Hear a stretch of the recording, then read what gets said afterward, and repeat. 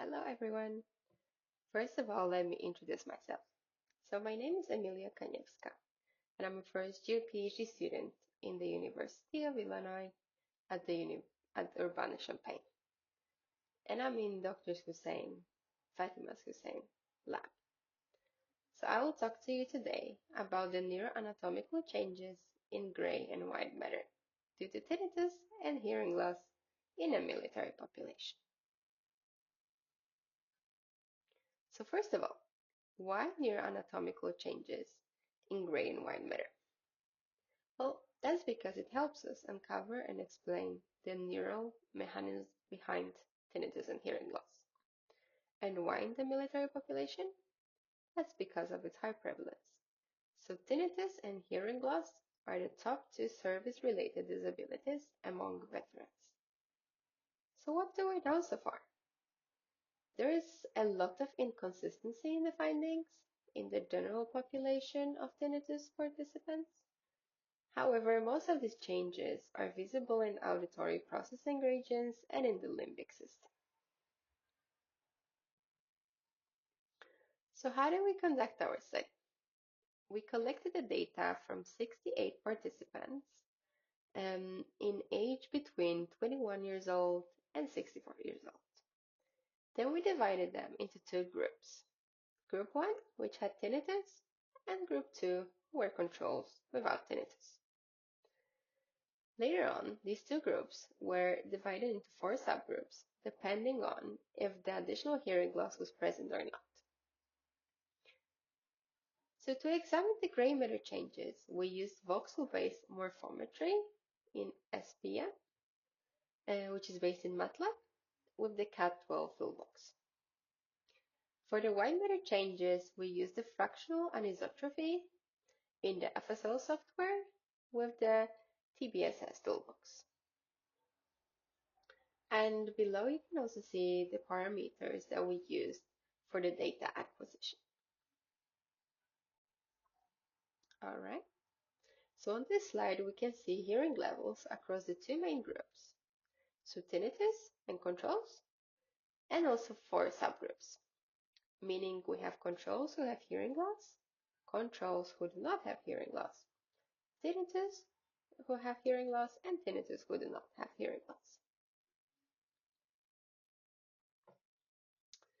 So our main finding in the VBM study, which survived the correction, was that the combined effect of tinnitus and hearing loss was visible in the thalamus proper.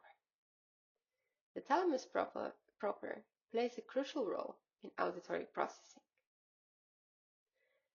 So this means that the group that had both tinnitus and hearing loss showed a decrease in that region compared to the group who had no tinnitus and normal hearing. And this region is visible on a picture. On the left side, the white region is the thalamus proper. When we examined the effect of tinnitus and hearing loss separately, we did not see anything on that corrected level like before. However, when we looked at the uncorrected level, firstly in the tinnitus patients compared to controls, the decrease was visible in the right subcallosal area, visible in yellow on the picture on the left side. And this area plays a crucial role in tinnitus distress. Then in the participants with hearing loss compared to the participants with normal hearing, the decreases were visible in 3 different regions. In the right planum polare, the right precentral gyrus, and left fusiform gyrus. And all of these regions, even though they are not in the primary auditory cortex, they are all related to the auditory functions. Then in the white matter changes, due to combined effect of tinnitus and hearing loss, which is visible in red right below, we saw this in the regions in the forces minor, which is a component of a corpus callosum, and it connects the left and right frontal lobes. So it also plays a role in executive function and emotional regulation. And we also saw differences in the superior longitudinal fasciculus on both sides, so right and left. And that's a major pathway linking the frontal, parietal, occipital, and temporal regions. And that's essential for the language processing, the attention, and auditory working memory. And that's again on the corrected level.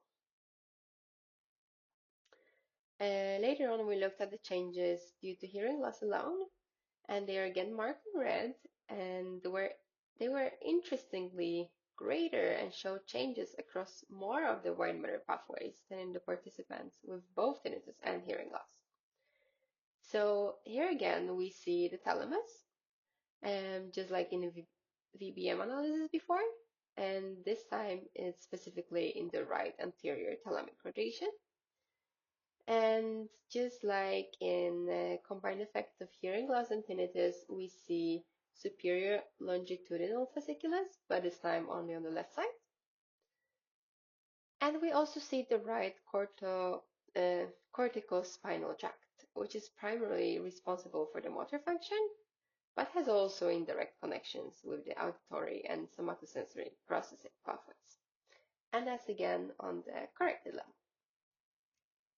So to sum it all up, the thalamus plays an important role in both hearing loss and tinnitus.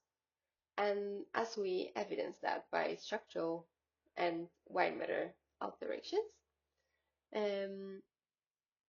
so they were visible in VBM, so in the structural and gray matter changes in thalamus proper, and in DTI, so white matter in anterior thalamic radiation.